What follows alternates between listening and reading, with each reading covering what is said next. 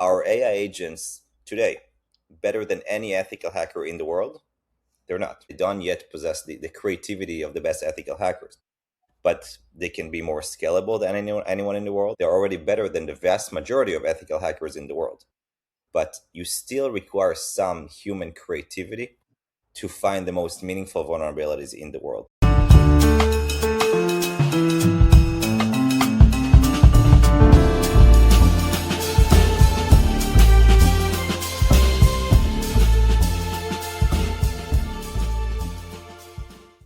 Hi folks, James here, and welcome to the Spyro Circle, this time in collaboration with Forbes Israel. Recently, I spoke to Terra Security co-founder and CEO Shahar Peled. Terra Security is a company that basically trains AI agents how to hack ethically. We spoke about cybersecurity and AI, but we also went a bit deeper and spoke about the AI industry and market more generally. Everyone thinks AI is a buzzword or it's a bubble and it may pop. We spoke all about what that may mean for a company like Terra.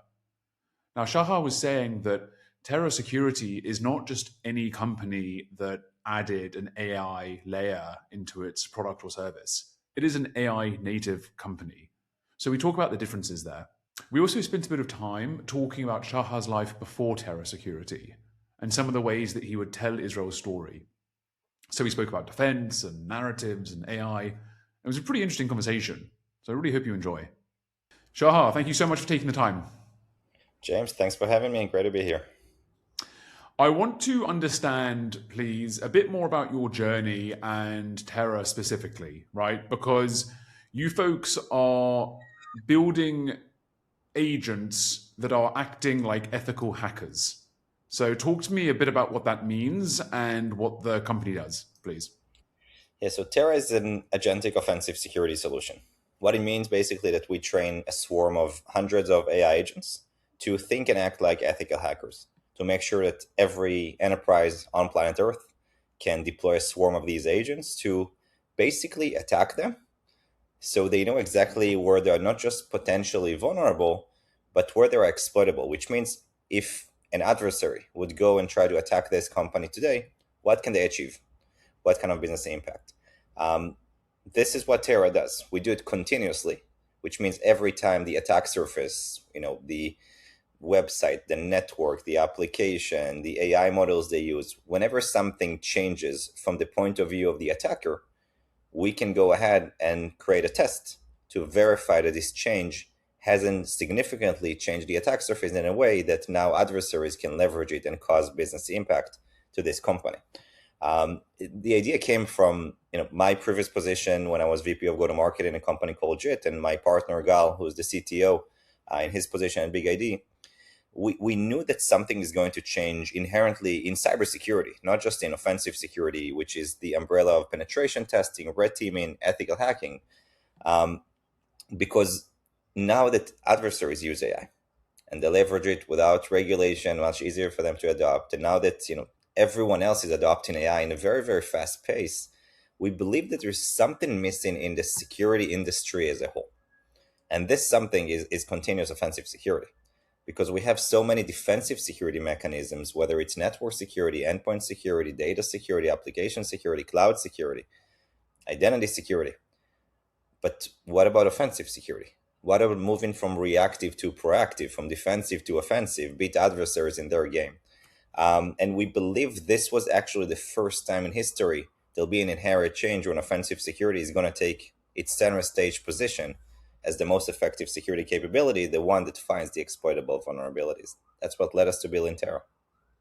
Wow, thank you. That was a great oversight and a great intro to setting the scene to why we're speaking today. And I just want to give some extra context for those listening or watching.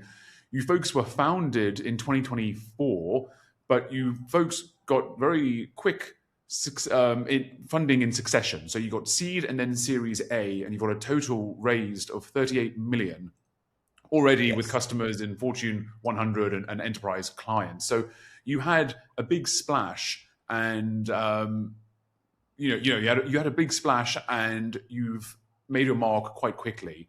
I want to double tap on some of the methods that you were outlining, because you were saying how we're in this new phase of AI and new phase of cybersecurity, in the ways that attacks are conducted and then prevented. So explain pen testing to someone who maybe has never heard of the term, may not really understand the difference between continuous monitoring and sporadic. So talk us through what that looks like exactly. Yeah. Now, the best way for me to explain it to people who are not coming from technology or cyber is think of a show, a big concert in a park. And this concert has a lot of security mechanisms, right? You have security guards and you have fences and you have tickets and maybe QR codes in the tickets to make sure they're valid. Maybe you have drones scanning around and looking for people. Maybe you have police, and sometimes even police dogs or undercover people. Each one of those is a security mechanism. But eventually, I can be, hired to go ahead and see what I can do. Maybe I can dig a hole under the fence. Maybe I can steal someone's phone with the QR code. Maybe I can enter the party without being detected by the metal detector. Or maybe I can take a small journal myself and jump over the fence and do whatever. Um, this is the same thing for software, right? There are lots of entry points upon adversaries, which is hackers, can use to cause business harm. And business harm could be, maybe financial loss, maybe denial of service, which means now that the application or website isn't working, maybe stealing data, and there are lots of other damages hackers can do.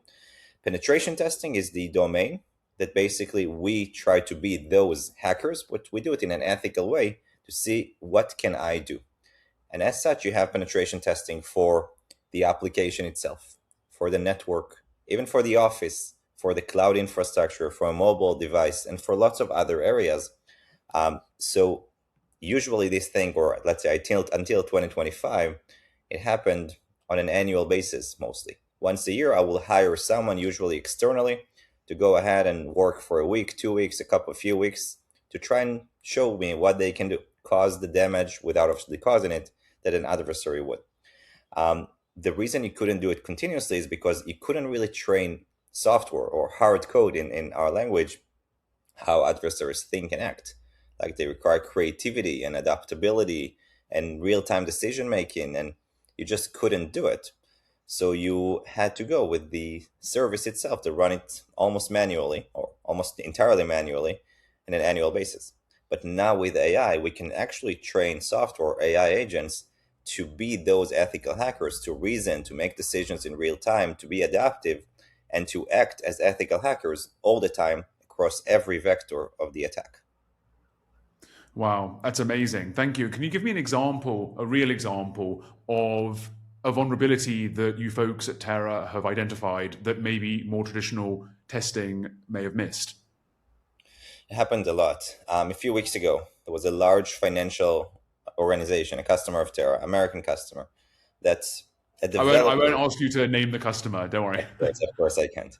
But it's a known company, and a developer merged some new piece of code that on its own wasn't really interesting, but it caused a potential vulnerability that this vulnerability on its own is also not that meaningful.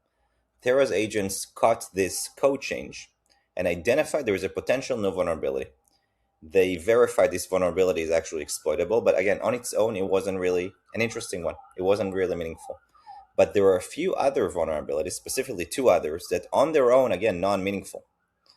But the agents were able to chain the three together, basically doing 1 + 1 + 1 equals 1,000, and cause what we call an RCE, remote code execution, which is a critical vulnerability that at the same time cause a very, very significant alarm for the customer.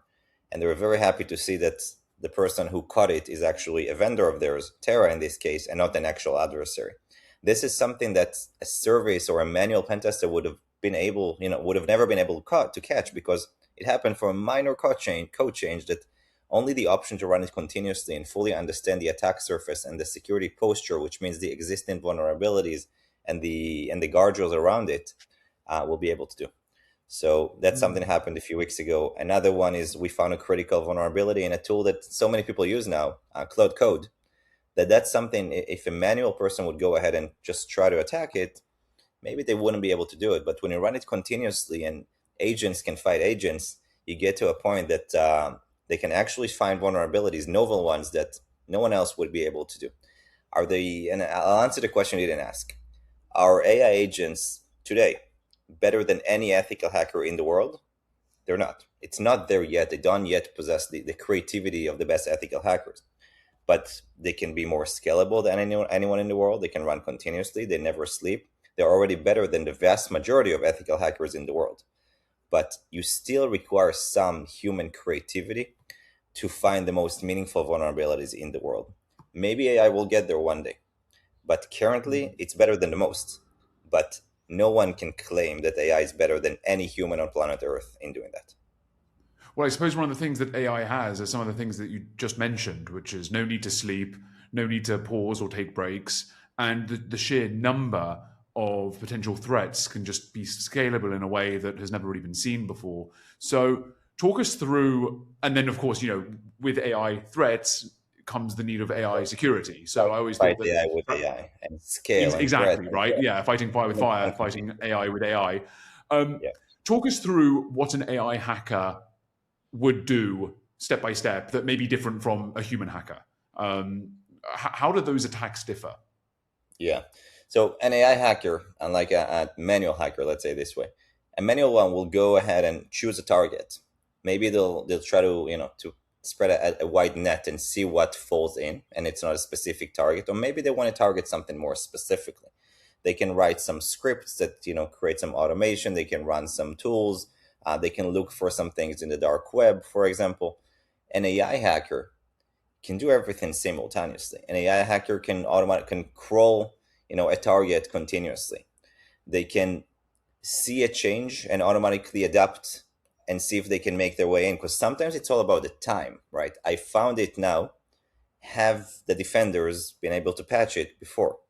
So if an adversary can find things in real time and adapt their approach and make the next step, reason, creativity, etc., no defender will be able to protect against it in the normal, let's say, security that we've had until now. So an AI hacker basically will find more, will be more continuous, but most of the vulnerabilities we see today are the similar ones we've seen before, just in a different scale and pace. So have we seen insanely new vulnerabilities that change how we think? Not too many of those. It happens, but not too many. Most of what we see is just more of what we know, faster, and in a pace that we just have to change how we defend in order to protect against it. Does it make sense? Absolutely, absolutely, and it sounds like what it is how it is now for now, because there's always going to be. I always like to avoid using this kind of word in this context, but there's always the innovation that the hackers bring to an area like cybersecurity, because I always feel that it's always the hackers that are ones that are doing the innovating of finding ways to exploit or attack, and then it's the defenders who are forced to kind of keep up and outmaneuver. Reactive And versus proactive. well, exactly. So if we were to kind of zoom out a bit to cybersecurity as a sector, the way we're describing it now kind of sounds like it's this autonomous, continuous activity that's taking place, as opposed to more of an event. Is that something? Is that right in kind of assessing that, or how would you describe the shift in cybersecurity more generally? I don't think this shift is exactly moving from event to continuous. Cybersecurity was mostly continuous. Most of the categories happen all the time. They scan all the time. They're always on. Offensive security wasn't, at least for most vectors of offensive security. I think the two shifts we'll see now is that security leaders will have to do two things simultaneously. One is they're going to have to change the pace and the controls of those that they use to run their security program, because adversaries change how they work, and as I said, they do it faster, they do it better, and they do it continuously, and we do it in a different scope and scale, which means we have to do what we've done before better, faster, and continuously. Does it mean we can use the same kind of tools? Probably not. And this is where companies like Terra come into play in our category. We have to continuously run offensive security techniques to find those exploitable vulnerabilities before the adversaries do. That's one. The second thing that will change is I believe we are going to see more and more novel attacks, things that we've never seen before. Especially now you see new models like Mythos from Anthropic, and others will come out. Yes, there are guardrails. And yes, they're not going to be in the hands of adversaries so quickly, but there'll be other models that will be in the hands of adversaries. And I believe we will see some new things we have never seen before.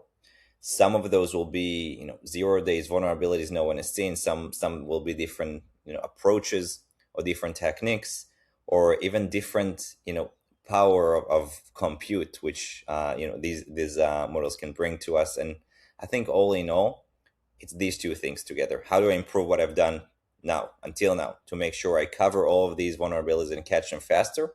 And how do I prepare myself for what's to come when it comes to the things no one has seen before? And I hope there'll be something larger, just each company working on their own. I see some initiatives of companies coming together. I hope it's going to come from the governments as well, with regulation, because this is where the world is going. It's not the world of physical arms, it's the world of software, cybersecurity, and AI. Yeah, I'm always very wary of, um, you know, I'm from the government and I'm here to help kind of thing. And I believe I agree with you that AI needs guardrails and we need to all kind of get on board with everything. But when we mention kind of government awareness, there's always this disconnect between the young, innovative startup founders or industry leaders versus, the conventional older generations who aren't very up to date, who operate in government. So how Talking would that about look like? reactive, proactive, government are the most reactive thing that you can find. So how would that? Can that be done in a legitimate way? Because there are going to be so many people that are going to listen to this and say, "Oh, I don't want the government getting involved in this. I don't want government setting, AI policy or cybersecurity policy or whatever it may be." So where is that line for you in terms of? Because I agree with you that we need to have some form of foundation, but who's the one to decide that? I think it's a great question. I think it's way larger than me and you, right? It's in the hands of a few that are training and building these models, that they can be weaponized in a very, very dangerous way. Critical infrastructure. Like, what happens today if every computer on planet Earth stopped working? What happened today if all the power plants and everything that provides electricity for us stopped working? No more electricity. Or that someone infiltrates the main banking system. No more money. No one can take their, like, these things can happen. If they will happen, I really hope they will not. So I do think we have to take it seriously. AI is the most, advanced technology, leap we've seen probably in history. And if we don't make sure we take it responsibly, I think the world is going to be in danger, because this could be weaponized. And I'm not even talking about how many people will lose their job. That's, more, I would say, it's a different conversation. But I'm talking Mm. about the risks. So I do see the largest cybersecurity companies in the world trying to, change how they do things, which is great, and adopt AI and AI security, and use AI for AI security and use AI for cybersecurity. And I see all the startups like ourselves that are making, the biggest innovations and things with AI for cybersecurity. Are we 100% sure that adversaries will not get their hands on the most advanced models and leverage those in a way that is going to make a lot of damage? Like, I don't know, which is why I think it's a larger conversation than just you and me. I don't know if regulation is the answer. I do believe, though, that we have to take this risk really, really seriously. We see the power of AI, and in the hands of the wrong people, they are going to be able to do damage. Hopefully, companies will be able to adapt before that, but it's never bulletproof. Mm. No, definitely. I mean, and you're right. You touched on something, and you were like, "Well, this isn't really the conversation right now." And I agree with that. But there are so many different areas of conversation that AI is interrupting and disrupting. So let's stick on that then. Let's double tap on R one for context. AI companies, right? It's kind of a buzzword now, isn't it? Every company is an AI company. Yeah. So, what are you seeing really in the space about what a company is, what it can offer, and what it can do? Because, I'm seeing people describe themselves as AI companies like like it doesn't even mean anything. So what does it mean, and what's real and fake right now, if you'll pardon Yeah. for, for lack of better words? I believe if you go to the website of every cybersecurity company in the world, I don't know if it's 100%, but definitely over 90, it's something AI, right? AI native this, agentic AI native, agentic this, autonomous this. It's all AI, right? But it's just a very, very large scale and vector of what does it actually mean. Our company, Terra Security, is an AI native company. Everything we do is AI native. Our product isn't built on hard coded use cases. We don't, write codes with our hands. We use AI to do that from day one. Our sales organization, marketing organizations, they're all based on AI. And as such, we can be so much more efficient and effective. And that's how we build the company. But for the product itself, and I think this is where we're going, there's so many options here. Some companies I see, they say we're AI native this. All they do is they just sparkle AI on top of something, right? They put an option to ask a question with a chat interface over their product, and their product has nothing to do with AI. Some others will give you a co-pilot, which means like an agent that can do tasks for you. Summarize this for me, create a report of that, whatever, do this action for me. That's a more advanced usage of AI. Does it mean the product is AI native? No, they added a layer of AI on top of something that exists and is not really based on AI. In some companies, like Terra specifically, our product is fully built on AI agents because we believe this is the only way to solve the problem at hand. The only way. You cannot hard code, which means you can't, use the old ways of writing software to solve this problem. It's just impossible. Which means every action you will do within Terra's product has AI agents that they will do the tasks. Most of it, though, just makes it autonomous, which means you will see the output of what happens, but behind the scenes, there are hundreds of agents, of AI agents doing the work. So if we say we are an AI native company versus a company that just has a chat interface on top of something, and behind the scenes, it's just normal software, are we equal in how we use AI? No, really. It's just a very, very large scale. Some people that even they're more advanced in AI, they wrap models. They say, here is I'm an AI native company, but behind the scenes there's an API to OpenAI and Anthropic models. They just do some things. There are so many layers of AI, and I think we at Terra are the deepest and more thorough way of actually building with AI agents, at least as far as we know, in our category and industry. So seeing everything AI native, I mean, it's true, but a lot of it is just marketing to catch the wave. But what products are actually built with AI? Well, yeah, I mean, I think that's all such great and interesting insight because you're right. I mean, there was a time where I was using like something that didn't even need AI, and I'm getting all these chatbots coming up saying, "I'm your LLM to help with it," and I'm just trying to open a PDF. I'm not trying to do anything magnificent or crazy with it, and so I'm seeing as a consumer anyway, just a complete kind of overflow of, as you were mentioning, like the AI layer. And I'm kind of what I see when I hear people describe, when I hear companies describe themselves as AI companies, it's a bit like 50 years ago, companies would describe themselves as like electric companies because they had electricity, or they would say we're an internet company because they had a website. So it's like, at what point do companies at what point should companies no longer define themselves as an AI company because of what you said? There's a slight layer compared to actually being built natively. At what point do these, as you said, buzzwords, these marketing ploys, these kind of gimmicks, at what point do they actually start to hurt the sector because either people get fatigued or they kind of get numb to the whole thing? Like, is it hurting the AI space, or is it kind I of, think do we have to find the signal from the noise? it's already hurting for two reasons. By the way, one of them is not what you asked, but these AI use the people who use AI this way, all these chat interfaces, and as you said, there's I'm your LLM. This is AI usage as part of products. This is one of the vectors and modules that Terra supports for continuous pen testing and red teaming. I have not seen one company that has done it and doesn't have some vulnerabilities laid in it, because most organizations haven't really figured out how to build it securely. Not everything is critical, but 100% of the companies we have seen that have this kind of chain interface or LLM usage for the customer facing applications, They have vulnerabilities there, but that's beyond the fact. The second thing is, I think it's already causing damage because for the consumers, the cybersecurity practitioners and leaders, it is almost impossible for them to differentiate and clear out the noise with so many vendors without actually trying out the technology and going into the architecture and exactly how the product is built. So it's already there.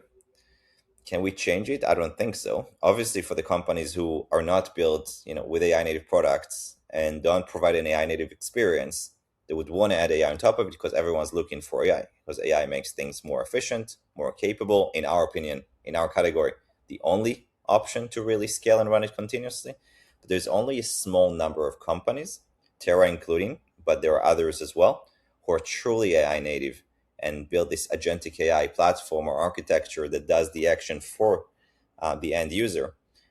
But everyone does sound the same, right? So it's already causing damage. So, people will have to now POV, run a proof of value or a test of so many products to really clear out the noise.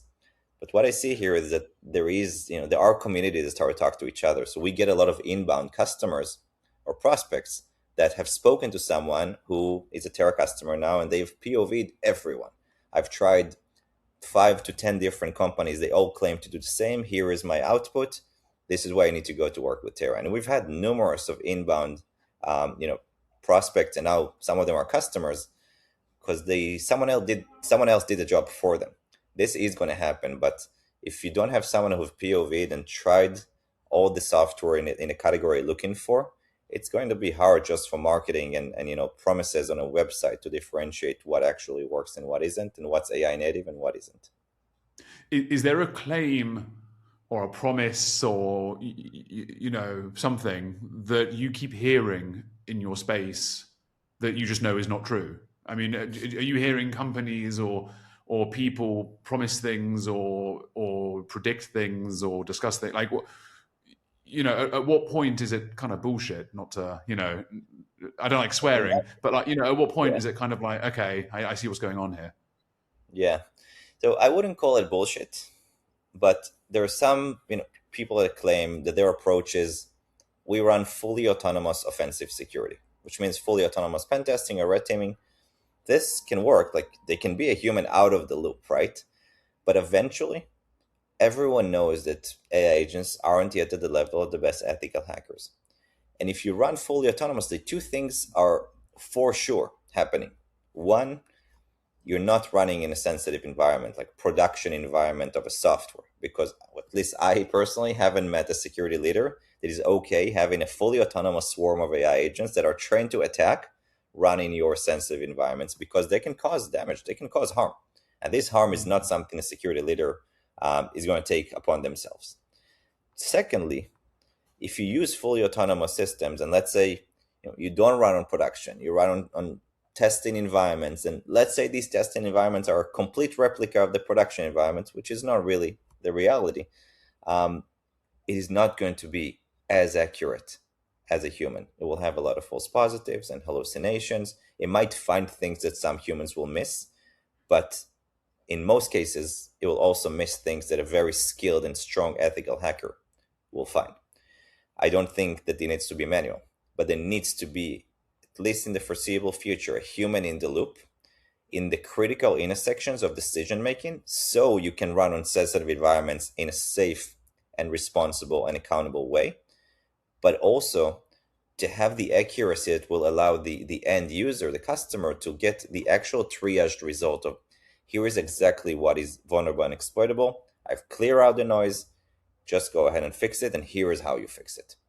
This is what we believe needs to happen. And many times we've also seen people that claim to have a fully autonomous software or fully autonomous system, but we can see in the logs that it wasn't fully autonomous. So what is the reality here? It's an approach, but it's also, how do you actually run it? Wow, that's amazing. Thank you. I want to take all of what we've just discussed now in the last couple of minutes, and I want to, if I may, kind of transition into a bit about you that was pre-Terra Security and in the life, the lifetime before the business, and we all have different chapters, and yours I found to be quite interesting. You spent a lot of time in media telling Israel's story and defending it against some criticisms it was facing.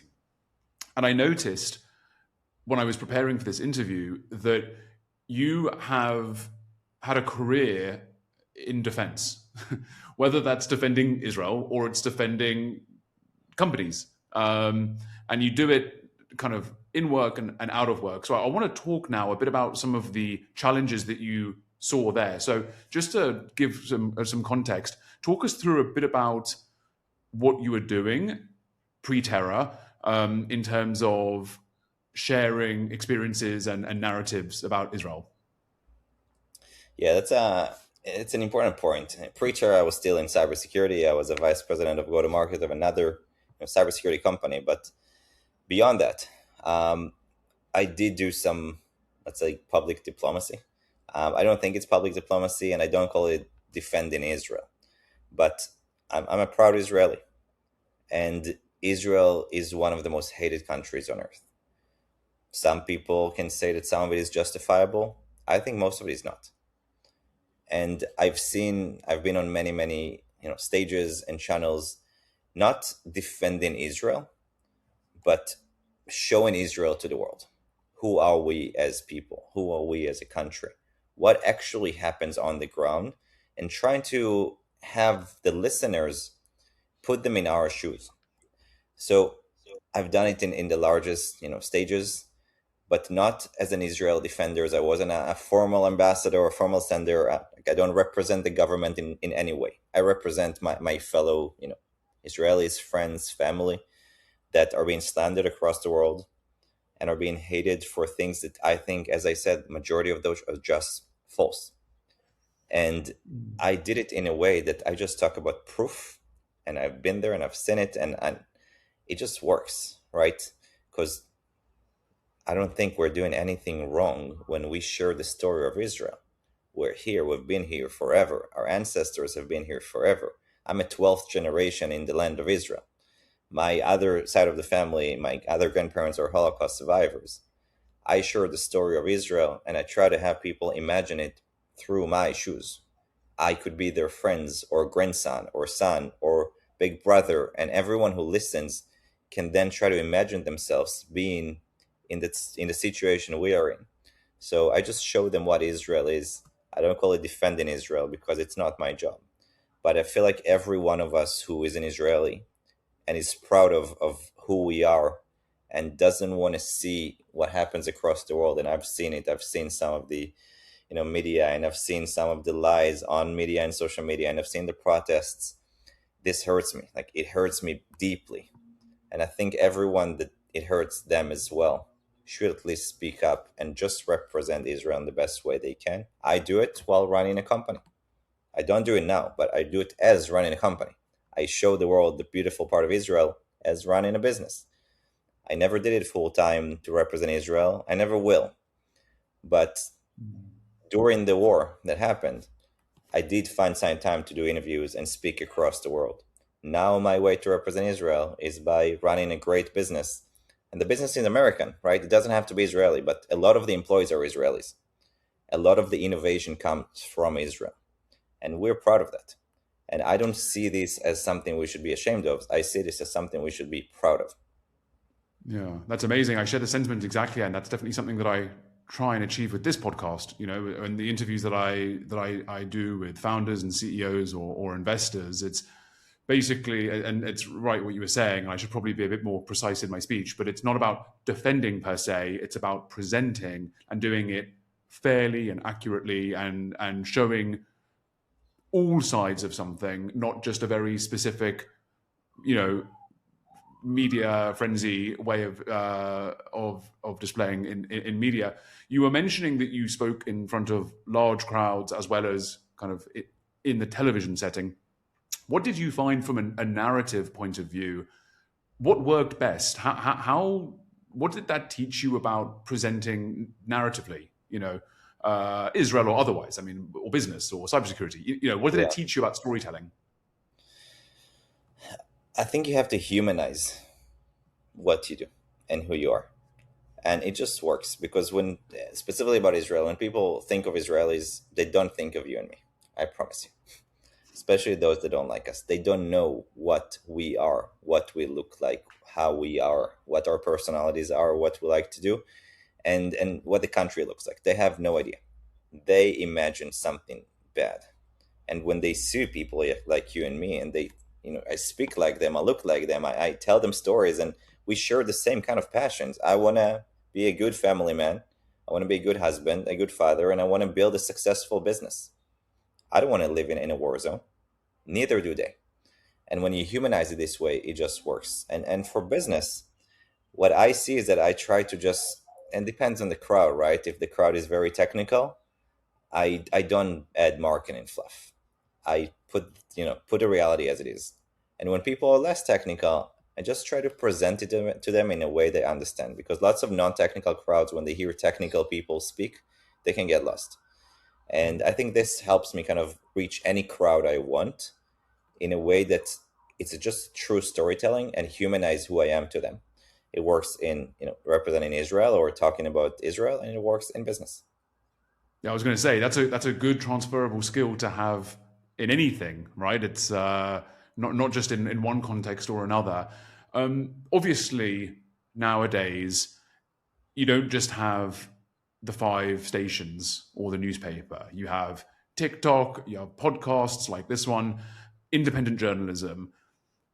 What role is that having in controlling the story? I mean, I'm sure we can probably not reach far for a guess here, but what role is this new media landscape having in being able to shape or control some of those stories that you were just mentioning? Because in some ways it's Unfortunately, great and it can be democratized, but in other yeah. ways it's completely chaos. So, what are you finding? Unfortunately, it has a too large of a position in shaping people's minds. And I think we should differentiate podcast and actual, journalism with social media. Because I've spoken to people who are, you know, they've been, I wouldn't even know how to say it, but they take every little thing they know from social media, and they think TikTok is the single point of truth. And the ease of just manipulating the truth and creating lies and spreading them in social media, by the way, pre-AI, but also now with AI changing videos and things like that, is just disturbing. And let's be real, most of the younger generations take most of their news from social media.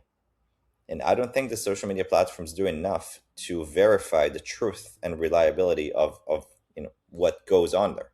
And when you see the millions and billions of total views of false information, and I think a lot of it is also driven by some people with interest, this is very alarming.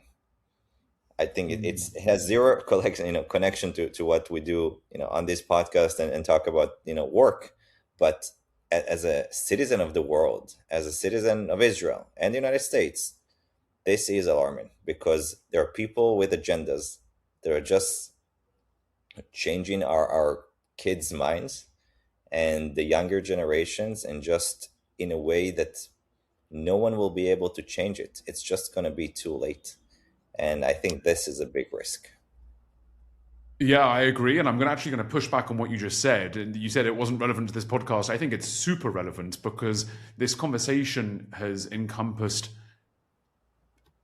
algorithms, automation, autonomous things operating in cyber and in information and in safety. So I think it's super interesting that they are parallel to each other Yeah, and you would because think it stays in social media, right? Though, but there are some, headlines in the largest news organizations in the world that are simply false.